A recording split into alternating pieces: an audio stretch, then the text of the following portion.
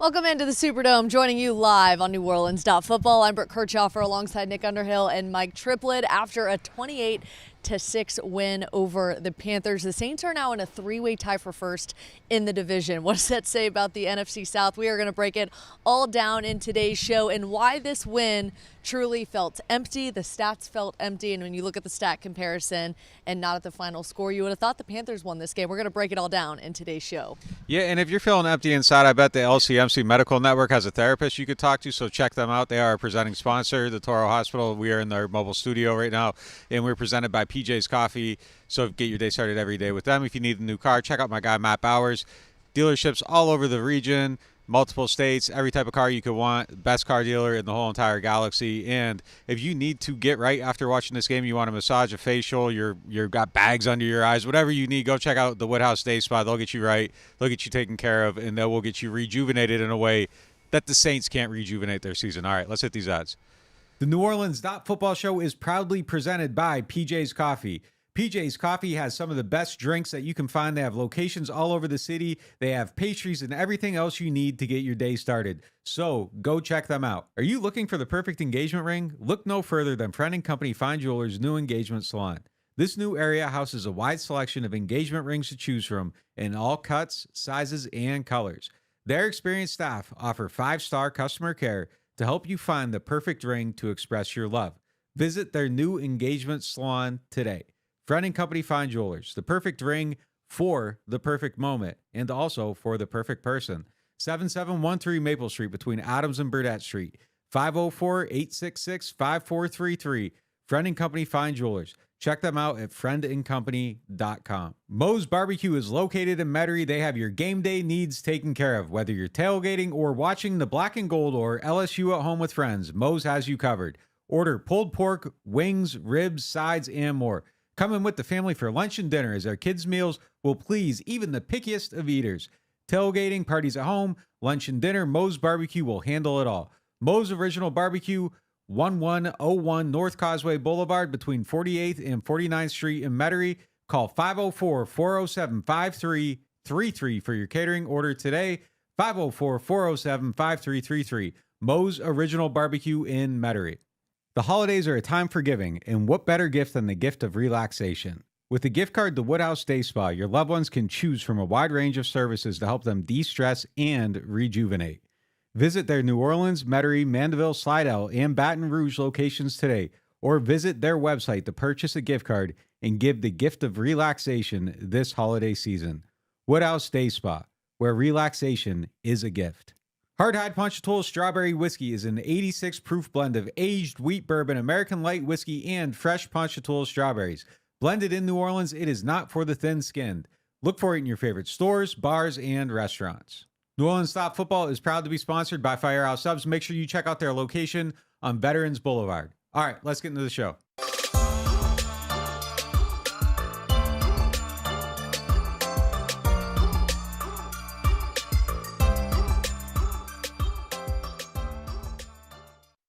Let's get into our lead topic, presented by Friend & Company Jewelers, the official jewelers of the New Orleans Saints. Friend & Company Fine Jewelers is home to a new engagement salon where they have a wide selection of engagement rings. And while you're there, with it being the holiday season, and go ahead and celebrate this Saints win, ask them about their fleur-de-lis collection of earrings and necklace that you see here and I have on now. They are specially priced for our NOF audience. The perfect gift. All right. And also, if you don't want to celebrate this one, you can still go buy one, because there aren't a lot of things to celebrate about this one. So the jewelry's good, the offense isn't. And that gets to our lead topic. An empty win puts the Saints somehow tied for first place, a three-way tie in the division. I honestly didn't even know how to put it plainly when I asked the players in the locker room. I think I introduced it to Eric McCoy saying, I can't believe I'm saying this, but you guys are tied for first in the division. What does it say about the division and also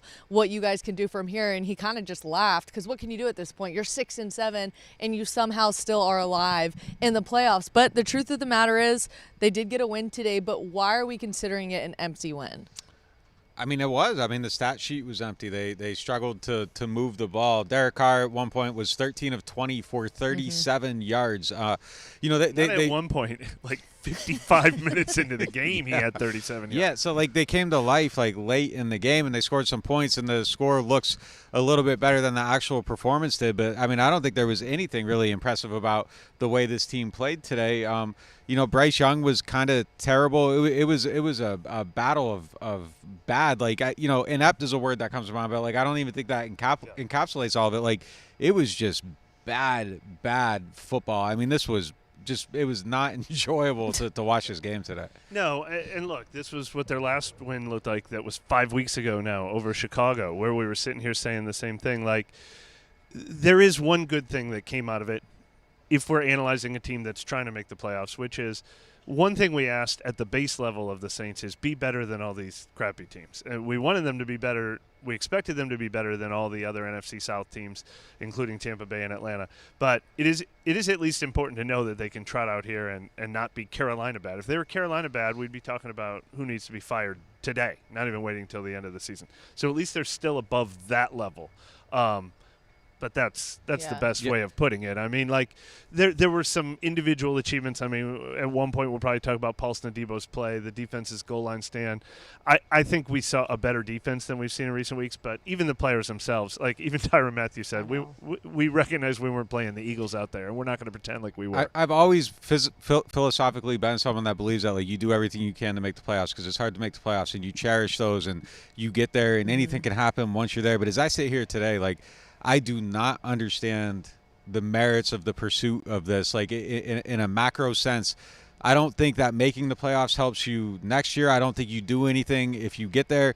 It's very hard for me to feel like winning these games, and I hate that I'm saying this because I've always believed the opposite, but it's hard for me to sit here and say that winning these games is the best thing for this team. I think having a better draft pick, having a plan for how you're going to get out of this is the way to go.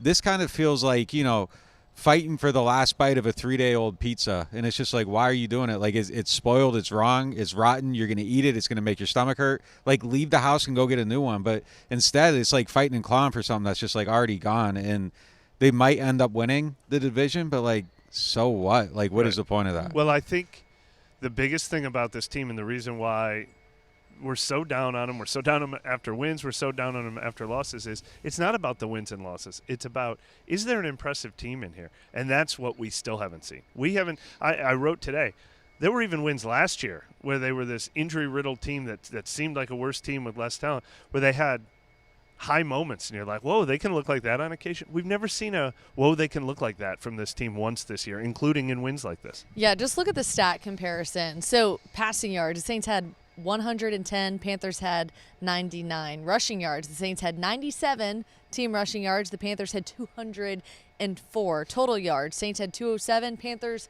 303. First downs, Saints had 14, the Panthers had 16. 14 first downs. 14 first downs, and they won this game. Time of possession, Panthers just blew the Saints out of the water on this. Saints 25 minutes, 10 seconds. Panthers 34 minutes, 50 seconds.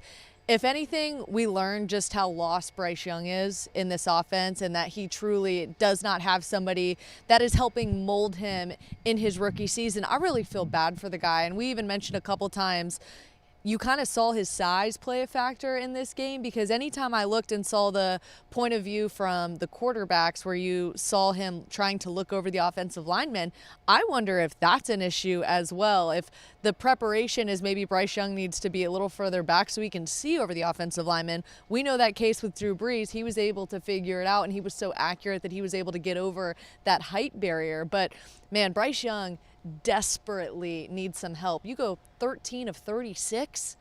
Ugly. Just an ugly, ugly game for the Panthers. And to be honest with you, the Saints gave the Panthers every opportunity to try to win this game. And just because their offense and this team is so desperately lost, they weren't going to win this game. Let's get to our moment of the game presented by New Orleans Hamburger and Seafood Company. You guys know where we're going with this one. The scuffle that Eric McCoy and Derek Carr got into. We got a little bit of details on that, not necessarily the root of the cause of why McCoy spun around so quickly and got at Derek Carr. Both of them kind of said they were frustrated. Derek Carr was frustrated about getting hit so often. The offensive line was kind of frustrated with Derek Carr not getting rid of the ball sooner.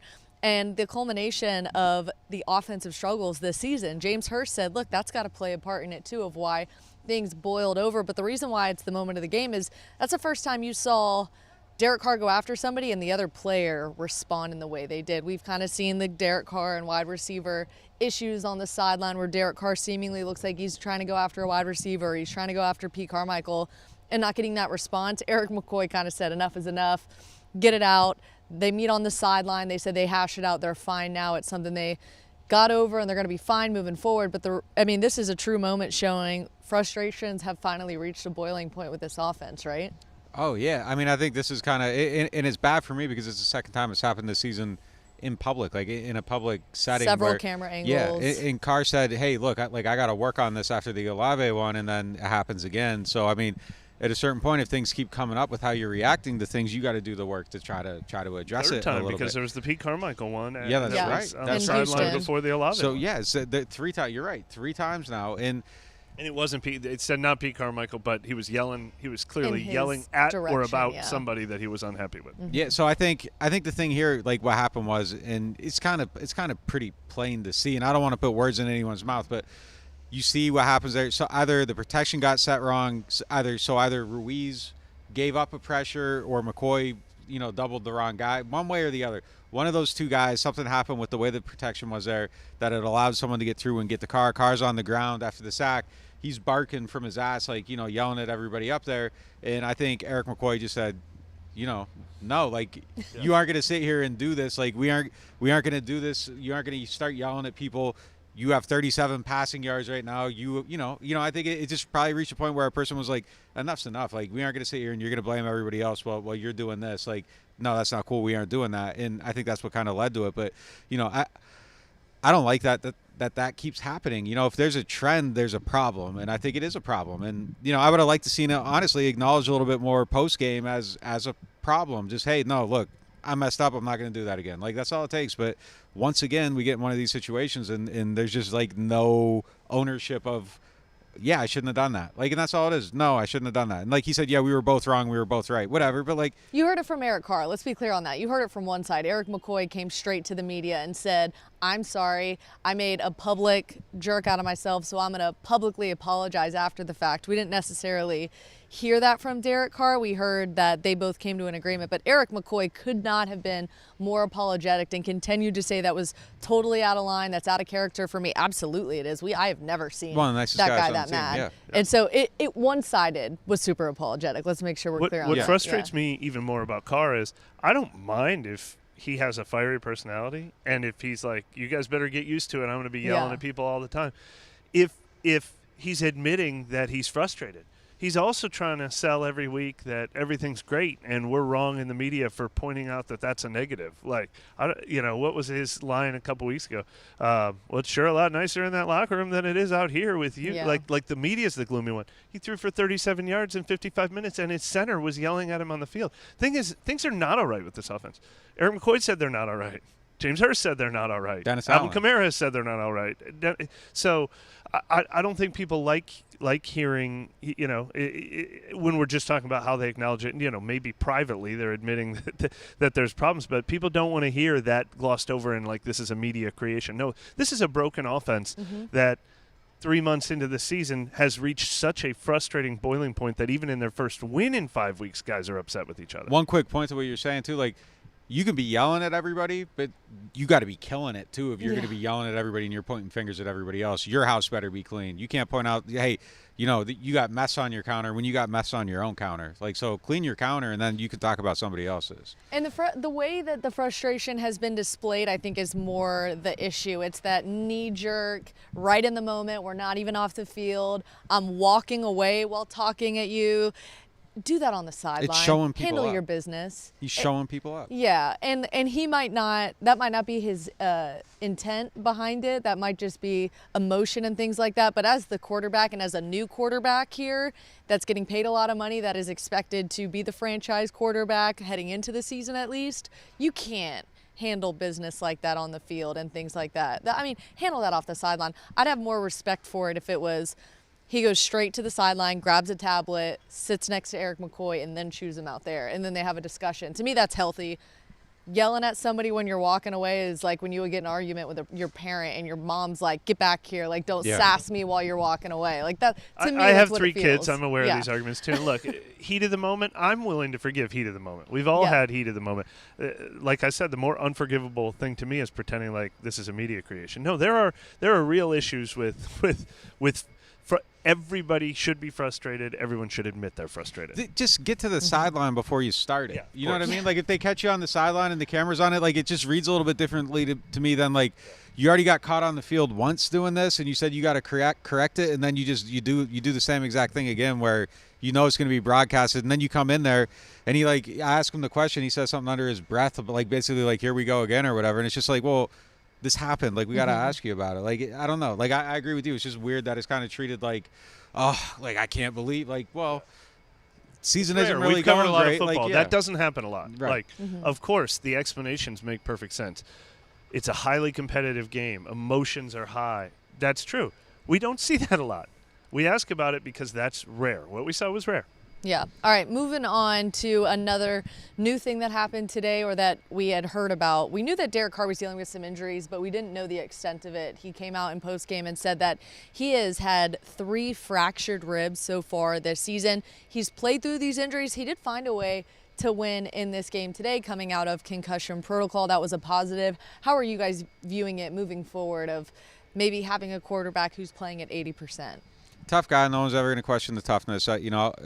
Credit to him. He comes back from these injuries all the time. Yeah. I thought it was interesting that he revealed that he had 2 other broken ribs but wouldn't tell us which games they were in. I don't know what the point of that was. I don't understand. That was a little like, okay, like you're going to keep that part in-house but not that. I didn't understand that. But, yeah, tough guy. He comes back from all these injuries.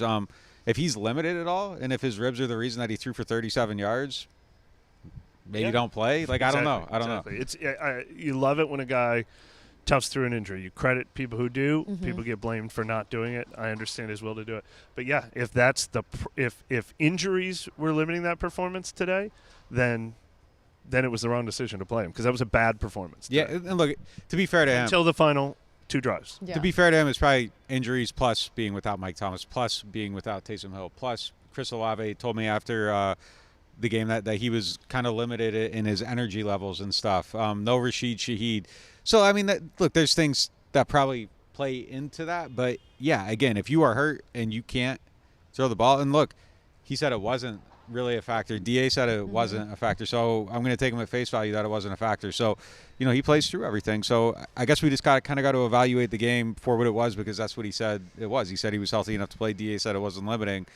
So, I mean, that's the information we can go I on. won't completely exonerate Eric McCoy and James Hurst and Cesar Ruiz either, though. Like, I didn't like some of the decisions Carr made when the pressure was starting to come and he pump faked and then he kept the ball in his hand even though the pressure was clearly coming. But he was under a lot of pressure today. This was the worst pass protection game. That was something they had really cleaned up even despite the losses in recent weeks. They did not hold up well for Derek Carr in this game. And credit to the guys that did step up today, Alvin Kamara, Jamal Williams. We saw more of him in the game plan. He finished with 11 carries for 43 yards. That's an average of 3.9 yards per carry. A.T. Perry, the one catch was the 144-yard gain. Chris Olave was the most targeted. He and Lynn Bowden both had 4 catches in this game. Jimmy Graham involved twice, 2 targets, 2 catches. I want to see more of that moving forward. Hard-hide whiskey player of the game, isn't it? Yeah, we are going to get to Jimmy Graham and why he has been inactive at the beginning of the season and is now active.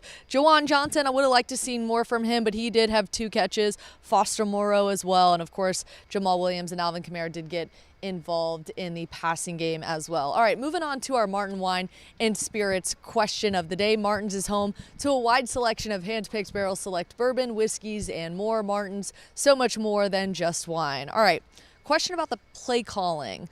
What was your opinion on the play calling today, and where's your confidence moving forward? I don't have big issues with the play calling today. Like I feel like the execution. Last 2 weeks. Yeah, I They've feel been like pretty good. Maybe last couple of weeks. Look, I feel like the execution was a big issue. The blocking, the Carr, being without players. I think they were in a tough situation. It was bad all around, but coming out of this one, there weren't a lot of what are they doing things. Now, when we go back through it and evaluate the film, might be a handful of things where you're like, what the hell was that? The A.T. Perry play 2 weeks ago, we broke down one of those scissor concepts down the field. Now it kind of put the safety in a situation. They ran that same concept again today, and it worked. So, like, they're doing some things that I like at face value.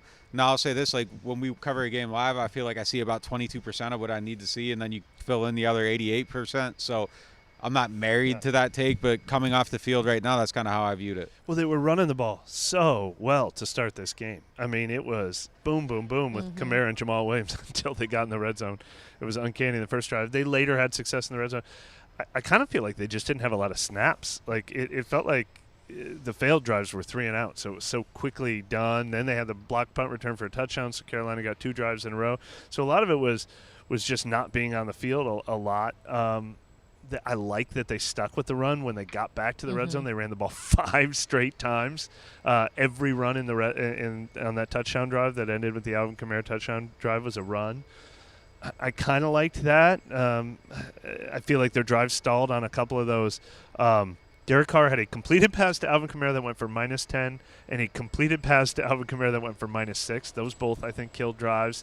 So, yeah, it's hard to pinpoint exactly if it was play calling. It felt like probably they should have even run even more. They were having way more success running the ball, but any time they failed on a run, it kind of killed the whole drive. So I don't know. They did punt on 5 possessions, and just on the eye test, look, as the head coaches and players always tell us, give me a day to look at the film. I kind of feel like that's us in post game sometimes. Like, based on the eye test, I felt like we saw Derek Carr just throw the ball away a lot. If he didn't see something open, or maybe somebody was open and he just didn't feel like he could get it to them, a lot of throwaways, which I guess you want instead of trying to force it and risk an interception in a close game like today. But I would have liked to seen these more drives develop and really see what Pete Carmichael was cooking up for today's game plan. But there was just, it seemed like so many throwaways, and as I mentioned, you punted on 5 possessions. All right, defensively, a positive, the pass rush got something going today. 4 sacks on Bryce Young. The Saints blitzed on 37% of the plays. It looked like they had about 15 pressures. Sacks by non-defensive linemen, pretty great. Jordan Howden, Demario Davis, both of them showing effectiveness of bringing pressure from other places, which is something that we've continued to talk about. We'd like to see Alontae Taylor get involved in that area more. Can we maybe see this moving forward more? Here's another one that I'm looking forward to Nick's film study. They might have had as many missed sack opportunities in this game as they've had all season too. And I think a lot of those sacks came from what we've talked about all year. Playing ahead in a game is your best friend. I mean, I think the fact that Carolina was playing desperate a lot of this game led to more of those sacks. But getting Carolina into some 3rd and long situations helped too. But there were so many missed opportunity sacks too. I mean, this game should have been a rout. It really should have. Carolina's offense was just handing this game over to them on a platter over and over again. But yeah, obviously, especially late in the game, they closed it out the way they're supposed to. And the biggest sack of all came on that goal line stand that I mentioned when I think it was 2nd and 2 when Carl Granderson got the sack. That was huge. DeMario might be their best pass rusher this year for real. Like, he's making plays, and when he comes downhill, he was so good at that in 2020. Like, watching him blitz in 2020, and they used him so much in that. And, like, his vision and instincts and explosiveness in that season were just like, some of those plays were just like incredible to watch. Like, it's just like, he was just like, it was like art. Like, just kind of the way he did it. He moved a little bit different in the way he set stuff up, and you saw some of that today. That's something that I think they need to do with him more often. There was a play with Alontae Taylor where he was blitzing and the play got stopped like right before he got to the quarterback that was whistled dead. That was a nice play. DeMario, I think, had 3 other quarterback hits too and 1.5 sacks. So he was effective in this. I think when they're at their best, like, this is what Caden Ellis did. This is what DeMario did. Like, they're bringing people from different places and they're being aggressive about it. 37% is a good number. I mean, that's where I think they should be. And I think that's where you need to be because your defensive linemen are not good. And I almost feel like there's a little bit of an arrogance to the way they built their team. Like, Sean was like that with the wide receivers, and he felt like he could succeed with almost anyone.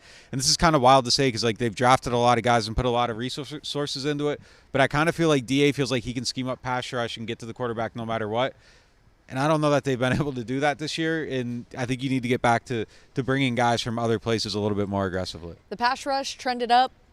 But let's be honest, against an offensive line that just hasn't really been that good this year. We'll see what happens against the New York Giants right here in the Dome next week. So while the pass rush trending up, run defense stayed down. You still gave up over 200 rushing yards. Most teams are winning ball games that have over 200 rushing yards in a game. It just goes back to this is a one-win Carolina team after Week 14. That number surprises me. Yeah. Like, Miles Sanders had the 48-yard run. Bryce Young had three runs for about 35 yards. But Didn't Bryce have one that was over 40 yards too?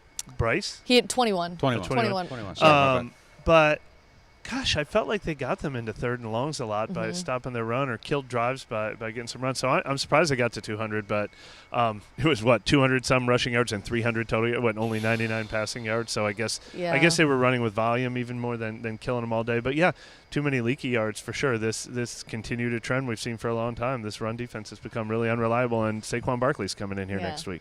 I know people are wondering. Oh, go ahead. No, I felt a little bit different about it. Like, I was shocked that they ever even threw the ball. Like, I thought they were running so effectively, and I thought they were dominating. They probably would have won the game if they ran the ball. Like, the Saints are. Especially on both 4th and 1 attempts. They threw it on both of those. Yeah. I know. The Saints are terrible. Crazy. Like, it's December, 9th, 10th? What's the date? December 10th? Tyron said it. Tyron said it in postgame, mentioning, he goes, well, teams kind of know that they can run the ball on us, and then continued on with his statement. It's a little hint at run defense is still pretty bad. Yeah, it's December 10th. They can't stop the run. They can't stop the run any week. That's not going to change. It's who they are. They tried to fix it in the offseason. They didn't get the right players. They're a bad run defense, and they're going to be a bad run defense for the rest of the year. And they got to figure out how not to be a bad run defense next year. Their plan to do that needs to be better than it was this year. I mean, it just is what it is at this point. I know people are wondering why we haven't talked about Jimmy Graham, that Nephi Sewell blocked punt that turned into DeMarco Jackson scoop and score. We are going to get to all of that after this quick break.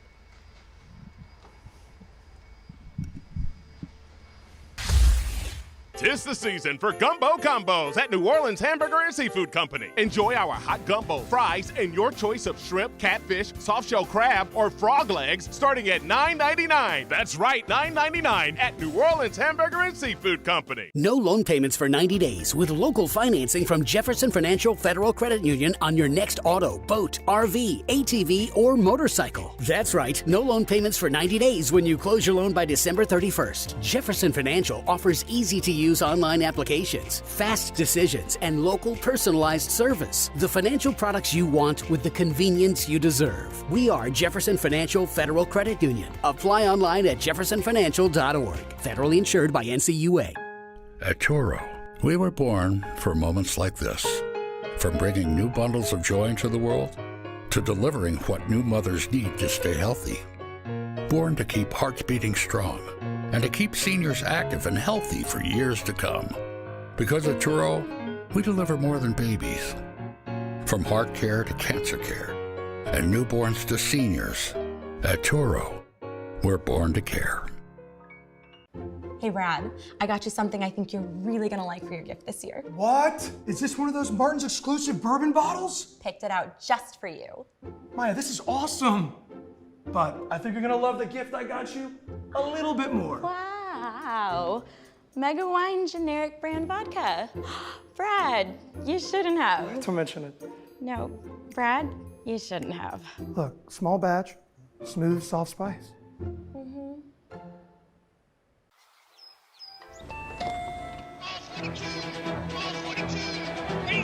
I'll take a New Orleans Saints scratch up.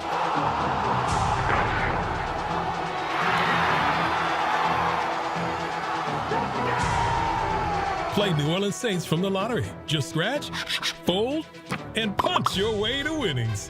Punch your ticket with New Orleans Saints. Win up to $100,000. Enter our second chance drawings, giving you a season to smile.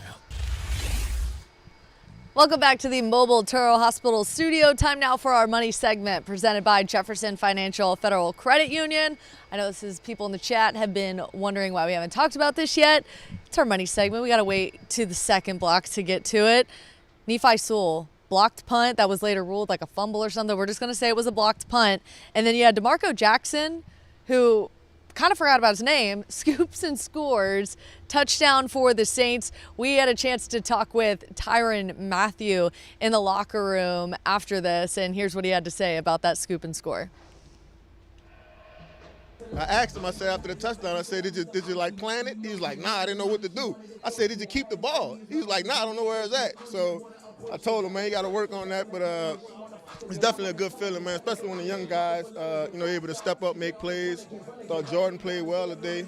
So it's good to see those guys, have success. Saints were up 14-3 after that. It seems like it should have been more inflated at that point in the game, but again, it was a close game. Panthers had opportunities to come back, but this was huge for special teams to contribute in the scoring. Yeah, massive play for D-Jack and the Saints. Yeah, how there. about that nickname from Dennis? We were like, who? You can't just throw that out there. Like we've never heard it. Great. I'm not letting you do that to the people watching. Come on. Go to Mike. Look, D-Jack's been playing every game on special teams this year, unlike my guy Jack Heflin, who finally got to make his debut today. But no, DeMarco Jackson's been on special teams all year. He's earned a nickname. Come on. But look, I will give the Saints credit because we were understandably hard on them. But the one thing they did in this game was they made big plays. Like they made like 6 big plays, like 6 huge plays. And I'll tell you a game that I think back to. How about Saints Panthers in Week 18 last year? I think the Panthers were worse last year in Week 18 than they were worse today. Didn't Sam Darnold only complete like 4 passes in the whole game? And the Panthers won because the Saints never came to life. Saints came to life several times today. I mentioned Paulson Adebo tracking the guy all the way down the field. Goal line stand after that. DeMarco Jackson and Nephi Sewell on that play. The forced fumble by Jordan Howard that was intercepted out of the air by Pete Werner. The Jimmy Graham play, Jordan Howden. And then the Jimmy Graham play, Chris Olave play. There were like 6 to 8 moments where like the Saints made I think 6 of the 7 biggest plays in this game. And those do count for something. And again, we've talked a lot about fight and desire and like making things happen. Alvin Kamara continued to do that in some of those bigger rooms. There are still players out here fighting and making big time plays to secure a game like this. Oh, we'll let you go now that you've composed yourself. Yeah, look, I thought it was a big, I thought it was a big moment. Like they needed it, and I think if they hadn't gotten that lead there, I think it changes the whole way you play the game. I think you're playing with that little bit of a lead that Mike mentioned. I think that helps your pass rush. I think it allows you to run the ball like a little bit. It's just it gave them a little bit of breathing room at a time where their offense really wasn't doing anything, and you might have started to press a little bit more. Maybe you try to force some throws because you feel like you got to get some points. It just changes the psychology of the whole game. So it was a massive, massive moment for the Saints. Since we're talking about the division, NFC South, Bryce Young in his rookie year, after getting a second look at him, is this somebody that could potentially be a problem, or is this kind of solidified that maybe this is somebody the Saints won't have to worry about until he can figure out his role? They need, look, they have an aggressive, deep-pocketed owner who shows he's willing to be involved. He needs to go on a wild shopping spree to build an offensive line around Bryce Young, and then he needs to go on a wild shopping spree to put playmakers around Bryce Young. They've got Bryce Young. They're married to Bryce Young. They need to give him way more support before we can even decide if he has any potential to be good in this league. From what we've seen in the 2 games, I don't see it, but they've got to give him a chance with an offensive line and some playmakers because, wow, is this a depleted team? Yeah, look, it's the same thing, too, with the coaching. They need a new coach. There's no salary cap on coaching. There's no salary cap on your staff. So if you want to spend money, you can go out and outbid everybody for Ben Johnson. You can go in and hire multiple people. You can do whatever you got to do to get the sports staff around to be better than everybody else. And look, I think if the Saints make a change, I would be aggressive in how much I'm willing to spend. They won't be because that's just kind of they're going to be, set their price or whatever. That's how they do things. But like that's one place where you can just kind of blow it out and do whatever you want, and nobody can tell you you're spending too much. So if you can afford it, you do it. I don't know if this is true. We were talking about this earlier. Part of me thinks the 3 NFC South teams that missed the playoffs this year might all fire their coaches. You can make a case for all 4, like being ready to move on at coach. The one that wins the division might save his job, but can you imagine if they're in a battle for coaching talent against each other all at the same time too? That'd be really interesting. I think they're going to be. Yeah. I think that's just a matter of time. But to your point about the Panthers needing to go out and add a ton of talent around Bryce Young, depending on who's willing to stay with the Saints next year and who's healthy. Look at who was out there today. The Saints might need to be doing the exact same thing. Very fair point. Michael Thomas, Rashid Shaheed were down. Taysom Hill was down as well. What did you guys see from the people that stepped in and filled those voids? Is there really a scenario where you want – I hate to say this because he has stepped up in a big way, but is there really a scenario where you want Lynn Bowden in your top 5 heading into next season? No. Oh, no. Not, or Keith Kirkwood no. or A.T. Perry. I mean, A.T. Perry could be like your number 6 guy because he's young and you're still developing him. But to me, the Saints are in much a similar situation as the Panthers, that they need to go out and get numbers. Yeah, I mean, like, those guys are kind of like, the Tabasco sauce or whatever. Like a little bit of them goes a long way. Like you aren't building the whole menu around what they can kind of do. So, yeah, I mean, look, no disrespect to him. Like I thought Lim played a good game today. I think he's been a good piece for the team. He had a couple decent returns today. Like he's a good guy. That's kind of like a compliment to everything else. But like if he's at the top of the menu, you're in trouble a little bit. So I thought he played good today, though. I kind of like what we saw from Jamal Williams today too. He ran with some bursts. Like again against a team that I think is susceptible to some different things. But I thought a couple people did step up okay today. Yeah, look, I actually think Lynn Bowden will be one of the people when we review this season might get himself an invite next year. But yeah, Perry as your 4th or 5th and Bowden as your 6th or whatever being on the roster. They've been 2 minor bright spots on this team. But yeah, we mentioned who fills in for Taysom Hill. There's nobody who plays football like Taysom Hill, so I thought Jamal Williams would get more opportunity. They certainly did. I mean, they haven't involved him in the game plan like this since week 1. And he did some nice things. I thought Alvin was still the more explosive guy touching the ball, or running the ball, but not quite enough. What with the promise they showed in that first quarter, they didn't deliver on the whole game long. And nobody played like Jimmy Graham. We talk about nobody playing like Taysom Hill. Jimmy Graham was that unique player today. He is our hard hide strawberry whiskey player of the game. Jimmy Graham had 2 catches for 10 yards, or excuse me, I'm looking at Johnson. 2 catches for 16 yards and 1 touchdown. Use him more, put him in the game more. The other catch was on 3rd and 9. It was equally important. I just don't understand. To me, like this looks bad more on the Saints coaching staff for Jimmy Graham being inactive all of those weeks when he is clearly somebody who could have been helping out in the red zone. Yeah, so I thought the most fascinating thing from postgame was DA was kind of asked about the thought process and the decision making behind not having Jimmy up in a lot of these games, and he refused to answer the question and just said he wouldn't get into it, which kind of felt like, like, are you kind of feeling like maybe he should have been active in these other games? Yeah. Look, I'll say this, like their complete insistence on not using him read to me like this guy's washed up and he can't play, so that's why he's not playing. And there is an element of like Jimmy Graham, as we know Jimmy Graham is washed up a little bit. He's not running 17-yard routes or whatever, but he's still big. He still has enough quickness to get off the line of scrimmage. He can get open. He ran a really good route last week on that touchdown. It was really impressive. So, yeah, it kind of looks bad. Like, this was your biggest issue, and then every time you put him out there, he's making a game-changing play. Like, he should be getting red zone snaps. He should be getting 3rd and short snaps. You should be able to find 7 or 8 plays every single game where he's in there and he gets a couple targets and he makes plays. Derek Carr apparently likes throwing to him. Yeah. His snaps to targets ratio is incredible. Like, Derek Carr gravitates toward throwing to him. The fantastic catch he made that was way up high in the air, Carr was like, I threw it to a spot where only can get to it, and that means only Jimmy Graham can get to it because no one else is built like that. Yeah. So your quarterback seems comfortable throwing to him too. I don't know what was missing for them to use him in that situation. Clearly it wasn't an injury or anything like that. The guy's healthy. Age isn't an issue. And it's not like we're asking him to be put on the field as soon as the Saints offense takes the field. Use him in the packages that they themselves said is why they went out and got Jimmy Graham. And if he's inactive in a game where you're like, I think he can only play 10 snaps and we can't afford to have a player play only 10 snaps. But he was active for some games and they didn't use him. He was already using the roster spot. So I'm with you, Mike. I don't get it either. Another positive from the win, no new injuries. At this point, you couldn't afford them. I actually was really nervous for the secondary given Marshawn Lattimore, Marcus May. You just had Pete Werner come back from injury. I mean, if Isaac Yiadom, Alante Taylor, or Paulson Adebo go out, you are in trouble. You have Ugo Amadi, and then outside of that, you got to go search and find a cornerback who can come in and play this late in the season and figure out the system. It could be a real challenge if they have any injuries in the secondary at this point. Another group we should credit more than early. Isaac Yiadom with 3 really nice deep pass breakups, and Alante Taylor with a 4th. 4 big plays that prevented Carolina from getting anything off the ground early in the game. Blake Grupe missed another kick. This is a question you added in here that you said it's probably too late to replace him, but is he the long-term answer?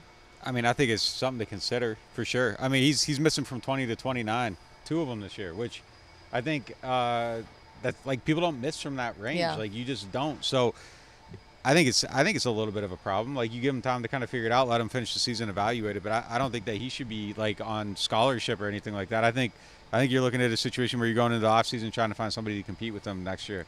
Groupie's timing is amazing. Like just before the game, we were talking about, their patience with Groupie's kind of paid off. I think he's kind of settled in. There were 2 waves where people were like, "Oh, is this not the guy?" And then he said, "It's like every time you start to develop confidence in him, he reminds you that he's on shaky footing." So he has not nailed down that job without question. Before we get out of here, this is something we got to address every week. It's something people are going to continue to ask us. The Saints get the win, and this is also a career win for owner Mickey Loomis. To me, general manager Mickey Loomis. To me, at this point, you get the win at home.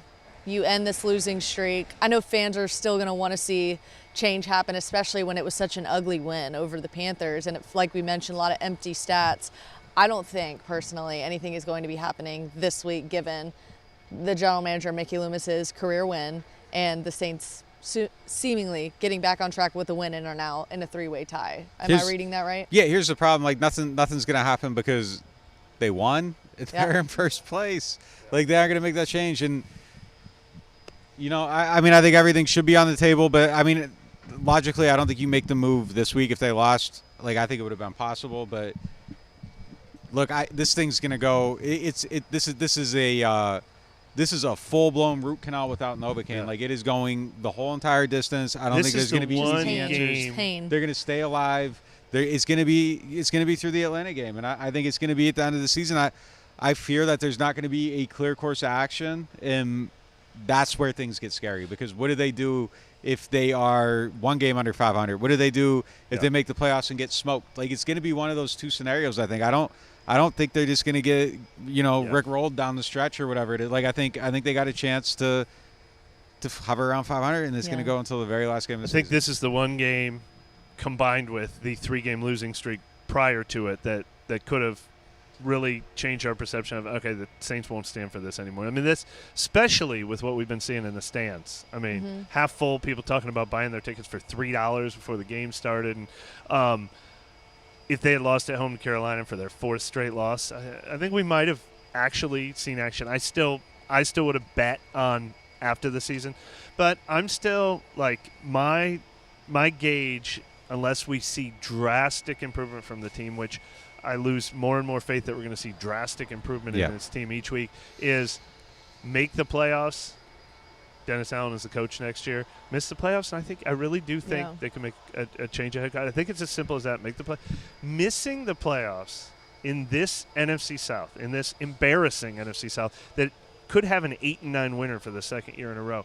Missing the playoffs when you built your whole team around taking advantage of this weak division and not being able to do it 2 years in a row, I think that could be enough to make a change. Even if it is 8-9, even if it's like, well, 8-9, but no. You let someone else win this division 2 years in a row, that could be it. I don't even think just making the playoffs is enough, though, at this point. I mean, there's enough stuff going on that I think that it's everything. I think everything's I think there's a possibility, of losing players and stuff, even if they make the playoffs. I think maybe some of that's already going on. So I don't think it is just make the playoffs. I think you got to make the playoffs, and maybe like if you make the playoffs and get smoked, like I don't think just like the blanket of making the playoffs.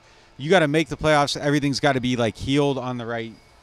And I just don't think it has to. It has to look better than this. You can't just beat the Giants and the Buccaneers and the Falcons like this. It can't. That's not enough. You're not going to beat those teams like this. Let's be clear on that. They beat the Carolina Panthers because the Carolina Panthers are in a worse state than the New Orleans Saints are. The next time you will see us three will be on Wednesday, when we will join you live as we continue to get ready for the Giants at Saints. But we will have much more on NewOrleans.Football leading up to Wednesday. Dennis Allen will have his Monday press conference, as well as hear from a couple of players. Mike will write something from that. Nick will have his film review at some point in the next couple days. And then on Tuesday, you can catch Mike and Kevin only if you are on our members only website. You can listen to their 3 Up, 3 Down on Tuesday, and we will see you, 3 of us will see you guys on Wednesday.